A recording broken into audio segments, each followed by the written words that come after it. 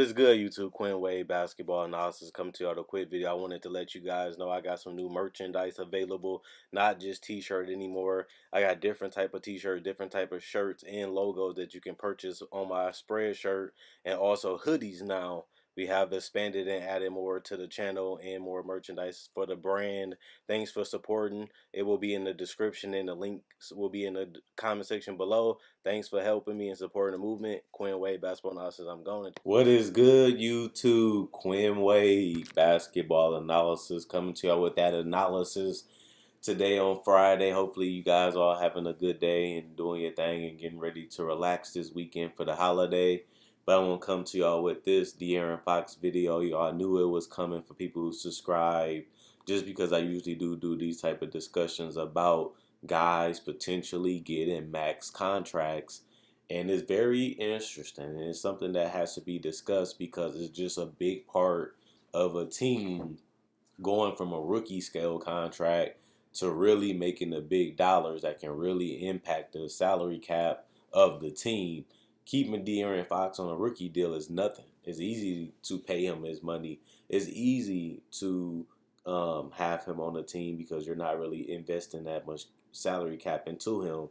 But now with his contract getting ready to end and being able to get a max, which is most likely what he's going to get, we can get into that later, that really limits what you can do on the roster because you only allotted so much money to spend. And Fox was on an excellent contract. They tried to find Trevor Arizas and Corey Josephs and those type of guys and pay them decent money because they knew that Fox was on an affordable contract and they wanted to go all in on the playoffs. But now you look at where the Kings are at and they're still in the middle of nowhere. They're not a great team. They're not a terrible team, but they're also not a team that's a lock to make the playoffs the last 3 years, even this year.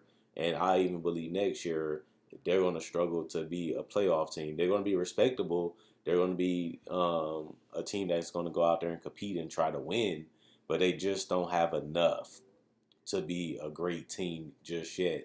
And sometimes that sucks because you're in the West. You look at a team like Golden State that is out of the playoffs. Portland right now is out of the playoffs. New Orleans right now is out of the playoffs. And you can make an argument that all those teams are better, if not can be better, than the Sacramento Kings. And then you look at it big picture wise, and the biggest problem is those teams are not in the playoffs this year. Those are the teams that you have to compete to make a playoff spot next year, let alone the 8 teams that already are in a playoff spot currently. So it just shows you how hard it is to win in the Western Conference. And that was my biggest problem with the Kings, especially taking Marvin Bagley. That really limits you as an upside team that can really do some things in the NBA and be more than just a ninth or 10th or 11th seed in the Western Conference, which really gets you nowhere because you're not bad enough to get a first round top 10 pick, but you also not good enough to even make the playoffs. I know last year they came awfully close, but they still did not make it, and it didn't really make them better because they really got a new coach and they had a lot of injuries and was beat up this year. And now they still have an opportunity to make it. It just seems unlikely that they will. And if that's the case, a lot of things they did in the offseason will be looked at as a failure. And this season in general, because it really was playoff or bust in a certain like the way they handled the summer. That's their mentality, and they failed that goal most likely this year, which is unfortunate because I really wanted to see the Kings try to build off what they did last year, and it just wasn't their year, and it was just an unfortunate thing for the fans to watch after all the hope that they showed last year. They could not really bring it to they couldn't bring it to reality this year.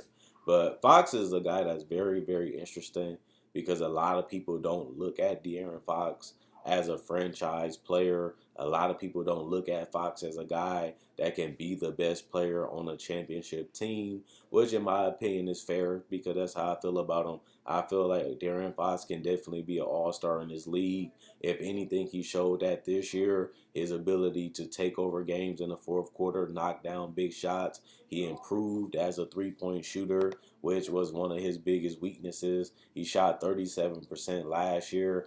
He shot 30% this year. And, he did shoot 3.4 attempts, but that's something that he's going to really have to evolve and continue to work on because teams are going to lay off of him.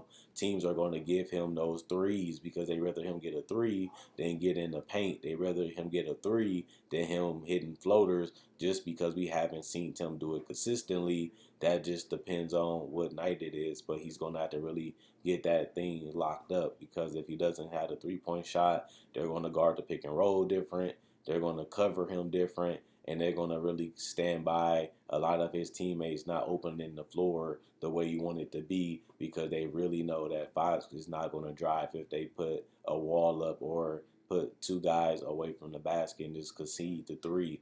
But one thing he also started doing too is knocking down the mid-range. He isn't the greatest mid-range shooter, but that's another shot that the defense is going to give him consistently just because he hasn't proven that he can knock down mid-ranges at a consistent rate to where they really feel like he's a threat. But all that being said, he still is a 20-point scorer in the NBA. He still shot 47% and 45% last year while not having a great shot still in his NBA career. And another thing I think he should really try to do, he got to the free throw line significantly more this year compared to his first two seasons in the NBA. The biggest problem is he only shot 70%, which is a career low. And that's his free throw percentage for this year, which is unfortunate because if you get into the free throw line, you will think that he will have an opportunity to shoot a higher percentage because he's getting more attempts.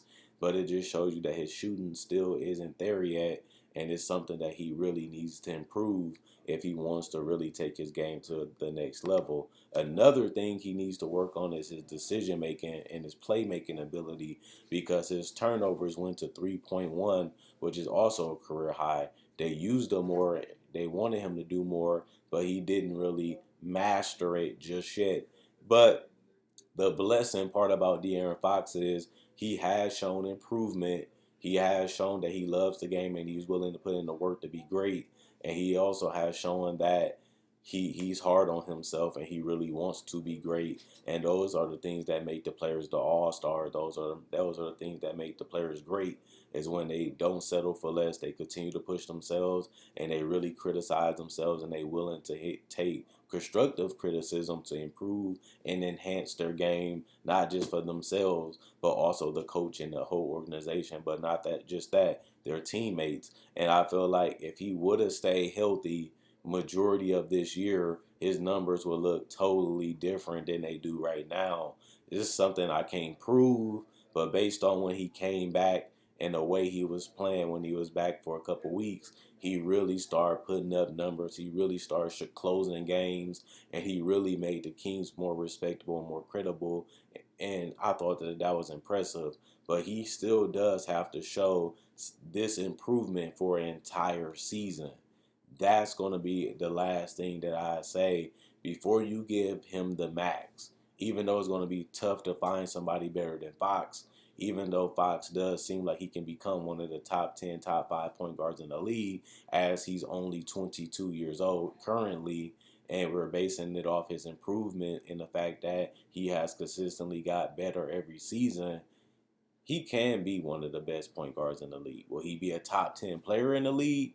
Maybe not, but he still is something that you rather have than not on your roster. The only problem is you might have to pay him like he's a top 10 player for him to stay, which is the biggest problem with the Kings, considering that they just gave contracts out to guys like Harrison Barnes, and he's not the greatest player either for them. I love me some Harrison Barnes, but he's not a franchise-altering player either, and they just paid Buddy buckets, and he's not a franchise-changing shooting guard. Yeah, he complements Fox well. Yeah, he's one of the best three-point marksmen in the league, but Buddy Hield is not going to really take you from good to great with his play just because he is a good player, but not a franchise altering player either. But these are guys that you paid a lot of your money to, and you haven't even made it to the playoffs just yet, still giving all these guys paydays, and you still have to pay Fox. And eventually, if you want to, you're going to have to trade or pay Bagley.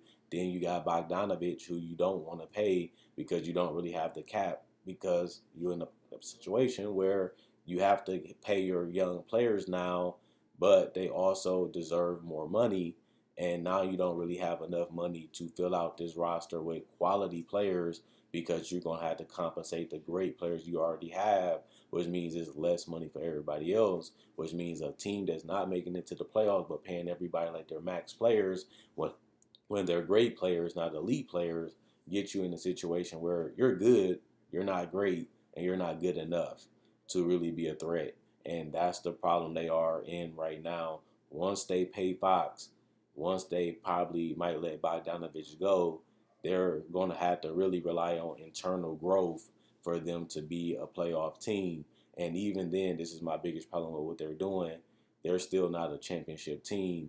Even if they pay Fox, even if they pay Bogdanovich, they have proven that they're not good enough to even be a playoff team currently for the last 3 years.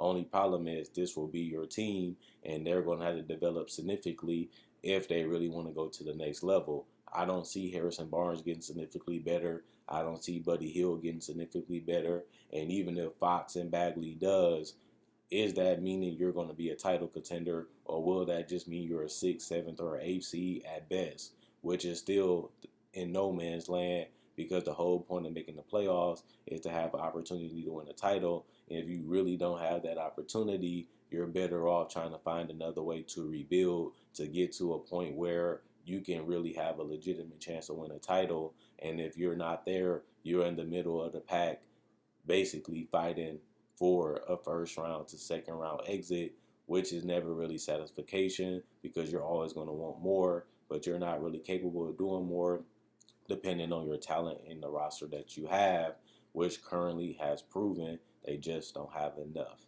But they can package some of these young players together and try to trade for a star when it comes up, because they do have a lot of young talent. They do have a lot of interesting pieces that may not be their mainstay players, but also they got to look at it. We're going to have to do what's best for us. And even though the Kings haven't been one of the best ran teams, they have been one of the worst. Now, keeping a lot of these young players are starting to catch up to them, because now they have to pay them, but they're just not good enough right now. So if I'm in a Kings position, if I'm a Kings fan, I'm excited just because we still don't know how good this team can be. I'm excited because the team is showing that they can compete and they are competitive, but I'm also looking forward to seeing the next 2 to 3 years how good can this team be, just because this might be the team that you're stuck with if you can't find another franchise changing guy. They let DeMarcus Cousins go, which was the right decision because he didn't want to be there and they wasn't really getting nowhere with him. But you're in basically the same situation with or without him currently, and now you have to find a way to get out of this position to get to another position, which the Kings haven't shown that they can do. Besides when they had Chris Webber, and even then they never reached it to the NBA Finals. You can say they was cheated or whatever, but at the end of the day, they didn't win and they didn't get there, and that's all that really matter is the results. And now they're trying to get back to that point, but they're still far away from there, which is unfortunate. But I got to keep it real with my fans, and I got to keep it real with my analysis. This team is just not there, but Fox is a big part of that. But at the same time, paying Barnes, paying guys like Buddy Hield is something that you have to do, because you rather keep them than lose them. But you also get stuck in a situation where you're just not good enough, which is unfortunate. So, Kings fans, keep your heads up. You'll eventually get there, hopefully. Eventually, every dog has its day. So one day you're going to be bad. Hopefully, one day y'all going to be good. It just depends on the trades and how y'all approach this team, how y'all build it, and how y'all decide to make the big moves. Are they going to be aggressive? Are they going to hold? Or are they going to try to find a way to make this team as best as they can to have a better opportunity at winning the title for the first time in a long time in Sacramento? Um, that's something that we have to wait and see years from now. Can Fox really be that franchise guy? Can Fox get enough help to make this team to get it where it got to go? Or will they just be stuck in no man's land, which is the worst position to be in? Other than that, check out my website, analysisplayground.com. Link in the description comment section below. Like on Facebook. I will have that in the description in comment section below.